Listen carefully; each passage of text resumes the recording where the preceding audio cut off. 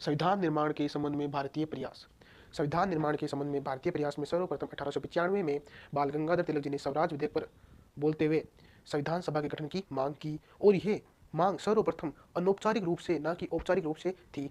उसके बाद 1918 में मदन मोहन मालवीय जी ने कहा कि भारतीयों को आत्मनिर्णय की स्वतंत्रता प्रदान की जाए। उसके बाद 1922 में महात्मा गांधी जी ने अपनी समाचार पत्र यंग इंडिया, अपने न्यूज़पेपर यंग इंडिया में कहा कि भारत के लोगों का राजनीतिक भविष्य स्वयं भारतीय ही तय करेंगे। उसके बाद तेज बहादुर सप्रू जी, इन्होंने भी अनौपचारिक रूप से संविधान सभा के गठन की मांग की।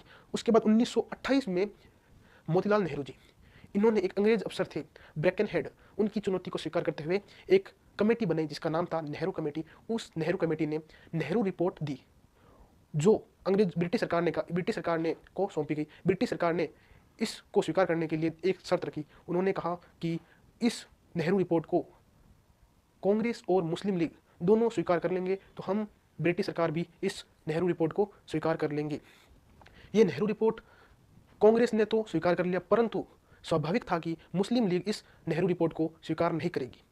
इसके विरोध में मोहम्मद अली जिन्ना ने 14 सूत्रीय मांग की और बाद में यह नेहरू रिपोर्ट अस्वीकार हो गई, ब्रिटिश सरकार ने अस्वीकार कर दिया और यह बाद में स्वराज संविधान के नाम से जाना गया। उसके बाद 1934 में एम.एन. रॉय यानी मानवेंद्र नाथ रॉय ने सर्वप्रथम औपचारिक रूप से संविधान सभा गठन की मांग किसने की? एम.एन. रॉय जी ने, मानवेंद्र नाथ रॉय जी ने।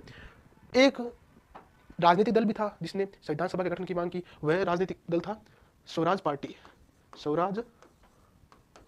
जिसने संविधान सभा के गठन की मांग की थी और इसके संस्थापक थे मोतीलाल नेहरू और चित्तरंजन दास।